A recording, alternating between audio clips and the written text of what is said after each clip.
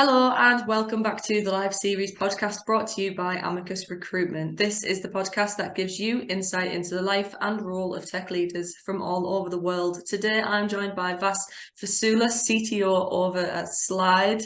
Good morning, Vas. How are you doing?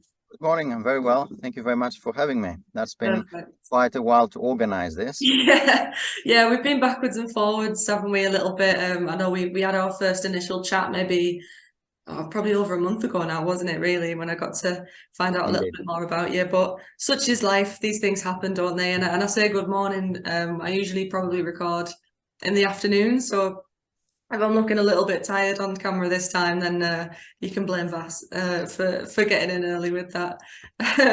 But we can see that you're obviously in the Sliide office there.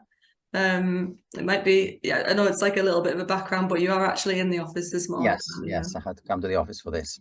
Yeah, perfect. Are you in the office usually, or is it something that just doesn't? It depends. We're a remote first company, so and a lot of engineers are actually not even in the UK. So we have people overseas across Europe. So it really depends what activities we do and so on. So for example, next week we're actually having our own site. So we bring all our company together. Oh, So man. you can imagine it's going to be a big event.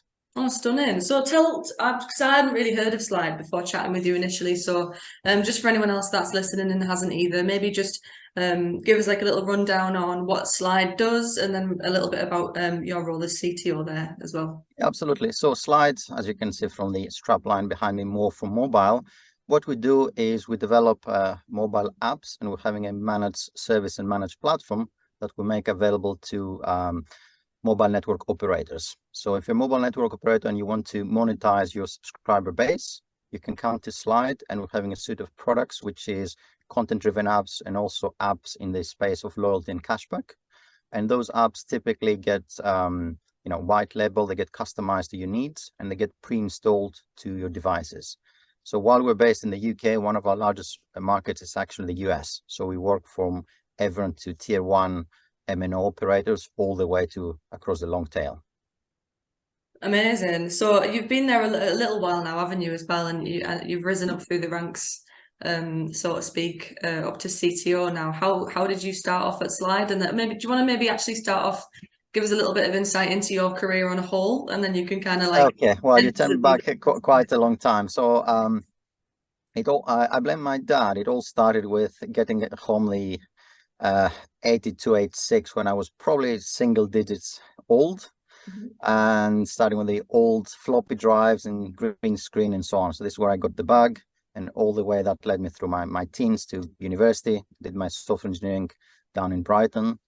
And after a while, spent some time in academia, and I found myself working in digital agencies. So I've spent probably the last 15 years working in digital agencies in London, all the way from websites, e-commerce, content management systems. And the last 5 years moved more into products and apps. Just before Sliide, I was working through an agency for Formula One, if there are petrol heads out there kind of watching us. And in the end, about 2 years ago, a bit shy of 2 years, I came through the Sliide doors. Originally, I joined as a chief architect, and I joined at the time in Slide's life where they've been pretty successful. Slide's been going on since 2013 and been growing, doubling actually year on year. And when I came, we're at the point where we're consolidating the technical vision and moving the platforms to the next stage of the Slide's of evolution. I guess you could argue the plans went even better than we expected, because probably 8-9 months later on, I find myself stepping up onto the role of the CTO as we kept on growing. So we're getting more investment, we're profitable, we're doubling. And I spent, as you know, probably around 6 months of my CTO days just doubling the team. So really, really busy times. Yeah, what were you doing at Formula One out of interest as a client? It was a fantastic client to work with, and pretty much everything you see public-facing properties of Formula One. So the official Formula One app, the website, and so on. I was running the teams that they were kind of building it and running them behind the scenes. Oh wow, that is impressive, to be fair. My partner's a massive petrol head, so I think I'll be going away after work today and telling him that little snippet of my day, because that's really interesting. Fantastic. So you're over at Sliide now. or like you said, the growth has been pretty immense, and it's obviously going really successfully. You're a remote first team. So obviously as a recruitment agency, we don't always I don't always try and sort of angle the podcast towards recruitment. It doesn't necessarily always have to go that way, but I am always really interested to know how it works with remote first teams, what your hiring process looks like, because I think it's something that a lot of companies necessarily didn't have to deal with. I hate to bring up the dreaded C word of COVID, and I don't know obviously that whether that's how you guys were functioning before or whether it's as a result of, but either way, a lot of people have had to adapt. So it's always That's interesting. true. Yeah, I can definitely give you some more insight into that. I would say Sliide was by choice remote first pre-COVID. One of the few companies kind of innovating that field, and then obviously with COVID became a necessity. Mhm. And throughout this, we managed to tweak our processes, learn from mistakes we did early and so on, and get better and better. So our recruitment process is actually pretty straightforward, and that's the key. It's simplicity.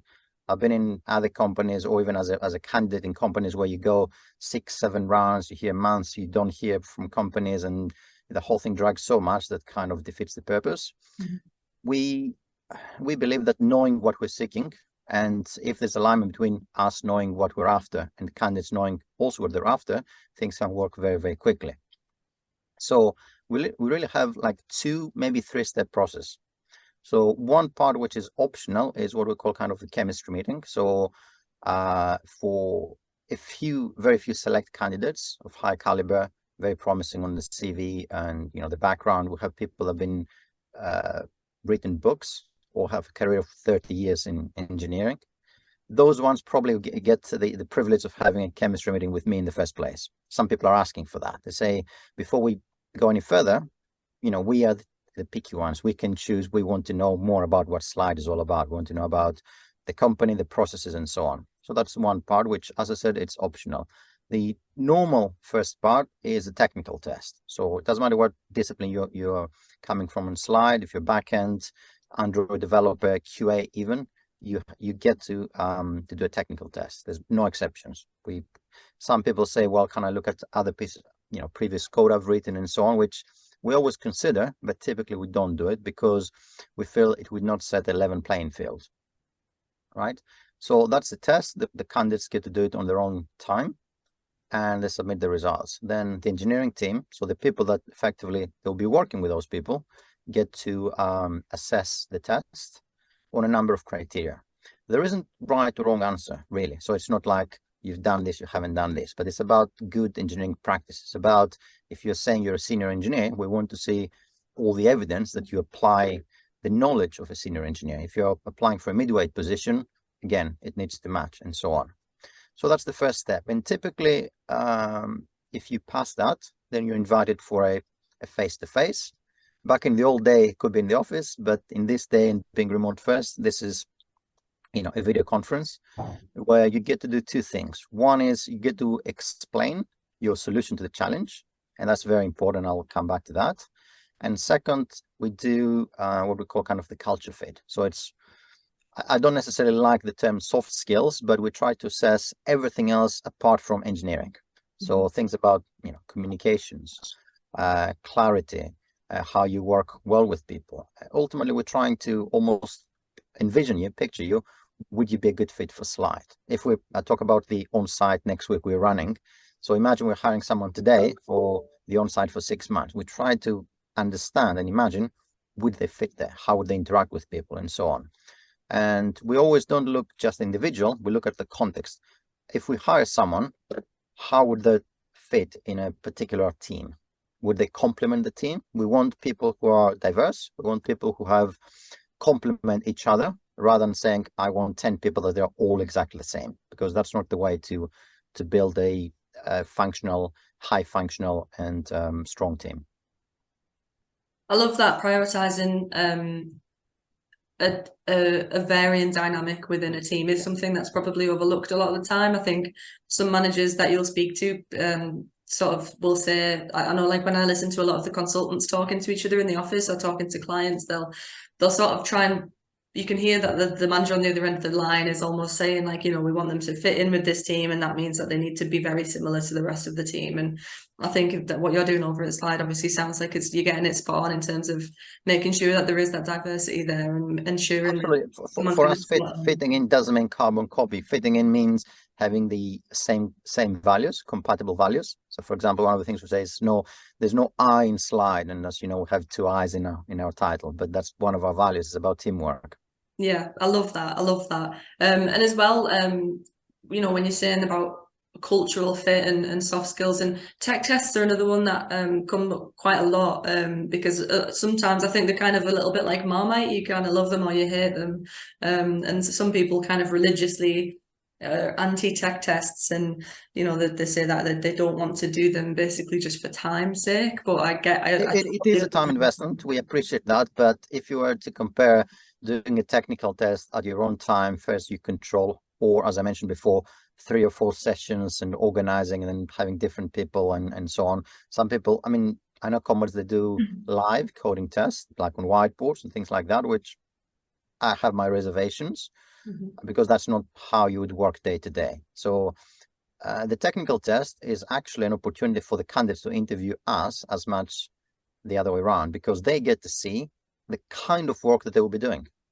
So if they see the technical test, and there are people who have done this and say, you know what, I'm not interested. That's not the type of work I want to do.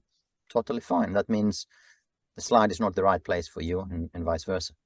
I suppose I've never actually looked at it like that, or maybe it's just not been brought to my attention that's a really good point, that they are getting a slice of what is to come, almost as obvious as it sounds. It is. Well, there are companies that they do, they try maybe to overthink it or be too clever or do like puzzles or what have you, something very theoretical. We're not doing this. We try to do something that reflects or is close to reality, something you could possibly work on a real world project. Yeah, I love that. So again, as remote first, your hiring process obviously sounds like it's not sort of drastically had to change too much between, I know you said that the face-to-faces are done over Zoom or something like that as well, but it's obvious that you guys have got it just right so that you can still judge character just as well as you could otherwise, which I think is really great. What kind of things would crop up as a red flag for you during your interview process? Well, as I mentioned, there's 2 parts. Obviously, the technical test is the easy one, so it's very easy to identify the bad practices, areas that somebody has been lazy and so on, or people have made assumptions, but the assumptions are crafted in such a way so they can oversimplify the test and negate the purpose. So that's the easy bit. Now, on the other interview, I think I wouldn't say there's red flags up front. So it's not like we're having a list and say if the candidate does X, Y, and Z, but through experience, through observation, there's some things which are common, so that stand out. So first of all, if someone comes unprepared, it's nothing unique about remote. Unprepared, it shows that they haven't looked into the company. They're not interested. I mean, obviously it's a rare minority, but it has happened. So people who treat this, yes, I put the time to, and I don't understand it. Yes, I put the time to do the technical test, but I haven't spent any time, researching the company, finding out what they do. Questions. If someone doesn't really ask questions, again, it's them interviewing us as much, for us interviewing them. So if someone is, yeah, this is the technical test, I've done it great. Do you have any questions about Sliide? Nope, I know everything about Sliide. It's, that would be a red flag. Not because they have to ask questions, but it shows there's no curiosity, there's no interest. Communications, rapport, that's all very important. So anything that signifies the lack of those elements we're looking for, I guess that's the best way to put it, is a small red flag. And you get quite a few red flags, and that becomes a big red flag. Yeah, I totally agree on that. Being underprepared is such a faux pas, isn't it, when it comes to interviewing? And it's amazing that people kind of do it still, to be honest. It's a kind of basic rule, isn't it, of going to I would always try to think, okay, people are busy judging lives. Sometimes personal circumstances get in the way, and this is where communications comes in. I would much rather someone say, look, I prefer to shift an interview because something came up and I wasn't prepared, or I couldn't. I had the best intention in the world. Let's shift it. That's not the end of the world, as opposed to do it for the sake of doing it, just to tick the box and potentially miss out. Yeah, that's the thing, isn't it? So in terms of those being red flags, I presume green flags for a candidate would be the opposite of those things. Being prepared Precisely, that's and exactly it. asking All those signs that show, yeah, you can prepare, you have good questions, not just the company, but it's engineering positions, most of them. So the you can tell by the questions, the people who are interested in engineering practices, the people who have their own high standards to bring. Actually, that's another way of putting it. We want people to hold us accountable. We want people that raise the bar for us rather than the other way around. We want us to fall short of their high expectation in terms of standards, and that's how we raise collectively our bar. Yeah, I think that's a brilliant way of looking at it, isn't it? And you've got, I suppose, for lack of a better term, you've got a keeper of a candidate. If the table's wobbly there, isn't it? Blimey. Yeah, You've got, absolutely. I mean, some of the, as I mentioned before, some of the candidates we brought in and we hired, they've written books on topics, and now they're doing internal training. Now that's the kind of big green flag, if you will. yeah, they're looking to develop themselves all the time, and that comes across in an interview. That is definitely a green flag, isn't it? So let's go back Right. to talking about kind of remote first, and obviously how tell me a little bit about the team or teams that you're running, and how big the kind of operation that you're in charge of is, and kind of walk me through the kind of the pitfalls or the challenges that you've kind of experiencing with that. Sure. Probably about 130 people now. Half of the, well, actually probably 60-70% is in engineering. Got about 50 people now in developments, split across backend and front end, and there's additional teams reporting to the CIO, which is all the surrounding principles, so data engineers, analytics, all those disciplines, DevOps as well, and QA. So it's huge, quite big teams, but we split them into squads, which we're having squads aligned to our products. Some of them having one squad, some of them having more than one. Usually we try to apply the kind of the Amazon philosophy, which is kind of two pizza teams, so 9-10 people per squad. It's interesting and it's tough. Bringing people together and building teams is hard under the best circumstances. Doing things remotely makes it slightly harder. That's why we try to bring people together in a lot of socials, both virtually and in the real world. So, for example, we do virtual activities probably at least once a month, which could be anything from pumpkin carving competition, which we did on Halloween, all the way to, I think we'll do it again for Christmas, like wreath making. I think it was very successful last year, and everything in between. Plus, again, I'll stand on the on-site. This is not something we do once a year. We do it probably twice a year at least, which is phenomenal for bringing everyone together, for building that rapport with the teams, and even little things. I mean, we talked before about COVID. So one of the things that we started during COVID and we kept it is what we call our Tuesdays roll call. It used to be twice a week. Now we do it once, which is everybody can join from the company. Someone gets selected for a topic to be the host. And we could talk about movies. We could talk about philosophy. We can talk about any topic somebody wants to pick up, anything that will give them some insight on what makes their colleagues tick. It's nothing to do with work. It's like we talk about anything. Yeah. That's again, it's all those little things, because you can't necessarily have the physical office water cooler conversation. So we try to engineer situations to bring people together. And this applies to all levels. It applies to departments, so the teams can do their own socials and activities. I think QA team recently did origami, and another day they did like a cook along. So we try to be as diverse again and flexible as possible. I love that. It's so important, isn't it, to make sure that people do feel connected other than just through work related things. Like, I think we have a pretty flexible regime at Amicus, and most people tend to work from home sort of 2 days a week. And I think I'm definitely someone who would struggle without being in the office at least once or twice a week, because I really thrive off the, especially, in marketing and in an agency.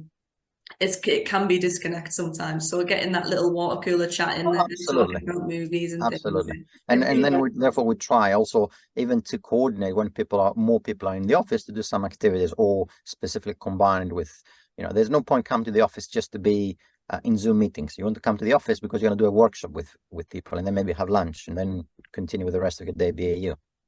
Exactly. Well, I mean, you've sort of answered my next couple of questions. I was going to sort of try and tap into how you help your remote team to kind of feel supported, but how do you also ensure that, because obviously you can't be everywhere at once, especially with such a massive team. So how do you kind of ensure that everyone's communicating with each other efficiently when everybody is remote like that? Well, obviously, communication is an ongoing process. It never ends, and it starts all the way from onboarding, really. So to be honest, we talked a little bit about interviewing in process, but to me, that's the first point of touch points of showing the value, showing the communication, showing what is expected, and so on. But then if we move a little bit more to onboarding, so we have a buddy system. So in the first, few days, or I think maybe weeks, maybe even a month now, you're having a buddy. So it doesn't have to be anyone from development. It could be someone from client services or from finance, someone that can help you with anything you need around the company. Who do I reach out to get, I don't know, expenses approved, for example, and anything to do with admin or anything really. Who do I need to reach out to that works on this team? What's the process look like? So that's the one thing. Then obviously we rely a lot on tooling. So we're investing on, I'm not going to mention vendors apart from the standard ones, Confluence, Jira, Slack, and so on. So there's other specialized tools we're having for onboarding. So we're having things like workflows, processes, who do I reach out, and so on, which gives you that reference, because obviously the buddy system will not be forever. Besides that, one of the things which I learned when I joined Sliide, and it's still true to this day and makes me very happy, everyone is bending over backwards to help you. So you just need to reach out to a team, to a channel, and say, guys, I need help with that. It doesn't matter what this is. I've never been told someone, I'm too busy, I can't help, or come back to me in 5 days. Someone will reach out and say, hey, we'll give you a helping hand, because everyone has been in that place, and we're all finding this place. We always need help at some point from someone else. So that's togetherness and helping each other goes a long way to communications. Then teams. So when people join in the first few days, they get a chance to, I think we're still at the scale where they speak with the founders, they speak with teams. So we organize, meet the architecture team, meet the development team, meet the backend team. It doesn't mean you're going to meet all 20 developers, but you will meet, a good representative sample to get this relationship going, and getting to know who you can reach out to. I love that stance, getting people started from the very beginning to connect with the rest of the teams, and using the onboarding process as a reason for getting them to kind of open up conversations and things. It can sometimes be overlooked. I know we talked a little bit about hiring, but a lot of the time I think it is something that's kind of missed out when you sort of first. It is. I mean, we spend all this time and effort and focus on getting people, through the door, through the hiring process. What's very important is the first, I'm not going to say just few days, the period until they become part of the furniture. And for some companies might vary. Some companies might take 3 months, some other 6 months, whatever that period is. A lot of people, I think, I don't know about, I mean, maybe you can tell me, like, necessarily that developers specifically are sort of stereotypically, let's say, a little bit more introverted. So I would probably hazard a guess and sort of put my neck on the line by saying that I think it's probably potentially more important for developers or for tech workers to be kind of not nurtured or micromanaged, but definitely encouraged to open up and collaborate very early on, so that they don't kind of become kind of some people like the autonomy, I guess, at work, but I think especially within tech teams it's pretty. I completely understand where you're coming from, and yes, there's a little bit of a stereotype. I would say it's a little bit more kind of old school, the kind of developer that I only want to write code and sit in my corner and don't interact too much. I might be brilliant in my job, but don't ask me to to communicate further and so on. I would say, bringing back to our values and what we seek and how we grow, we don't really have that many of old schools, simply because communication is so important to us. That doesn't mean that we don't have different people at different ends of the spectrum. You get the people that could developers, and they're very happy to be client facing, and almost like you think, oh gosh, you should be working for the client services team. You have people who are very good in the communications, more introverts prefer to be more kind of low key, and we cater for both. I think there's always a chance to communicate and build that rapport, and it's just those levels and micro levels you work. So for example, one of my favorite methodology, which I've been using for many, many years, and I always tell the teams and the people, is what I call is 2 pair of eyes. So at minimum, whatever you do, just run it by a colleague. Just say, hey, John, what do you think about this? Hey, I'm stuck here. You don't even have to get John or Louisa to help you. You just need to tell them what the problem is. And most of the time you will figure out yourself just by telling them. And that's the power of communication. Yeah. A problem shared is a problem halved, isn't it? And it definitely applies to exactly. Yeah. So imagine if you share it with one person, it's half. Imagine if it happens when you share it with 2 or 3. Yeah, exactly. And especially with something as creative as engineering as well. Like feedback is so important, isn't it? Absolutely. A lot of the times just like, oh, I never thought of that. Yeah, Or, exactly. Yeah, people have different backgrounds, bring different experience and so on. And brings it back to my point about teams. If you're hiring carbon copies, same background, same way of thinking, same way of approaching it, one solution. You apply diversity to the mix, and suddenly you get 5 different solutions that, even better, you can combine them together and derive with something which is really, really strong and really, really great. I love that. Is mentorship something that you kind of value then in that case? Have you had much experience with that, or? Yes, it's something I value greatly, not just for developers or for technical people, if you will. I think it's highly relevant for pretty much all professionals, and starting from young professionals to older. So I've been in a situation where I have been a mentor myself, so through external programs, and I have a mentors myself. So I'm both a mentor and mentee, and I think that's important to understand. You don't need to be, a senior professional to be a mentor. Everybody can be a mentor to someone else, and everyone can be a mentee at all levels. What I mentioned before about even the buddy system, in some ways, the buddy that we assign to is kind of a small mentor, it's at the micro scale, and therefore you can help someone else. It's really important. I could not emphasize it strong enough. So my advice to anyone watching us is, if you don't have a mentor, trying to find one. The earlier you can get it, the more you'll benefit. Well, you have perfectly segued me into my final question there, Vas, because my last question was who I ask I ask it to every guest, and it is that what advice would you have? So obviously we've covered get a mentor as one of them. So what do you have any other advice that you'd maybe say to people who wanted to be in your position? Sure. I mean, first of all, I would say it depends what that position is. But let's say if you're somebody who has aspirations to move and progress and get to a CTO position, that's not what I always wanted to do. So going back through how I started my journey, after my university, my ideal job, what I thought it was going to be, was technical architect. And I was lucky enough to reach that very early in my career. And in doing so, I just realized, actually, there's more to it. That's not what I thought I wanted, wasn't really what it is, and what I want any longer. So I moved into a technical director positions, and it's more about, not about the titles, about the kind of work you do and what you enjoy doing.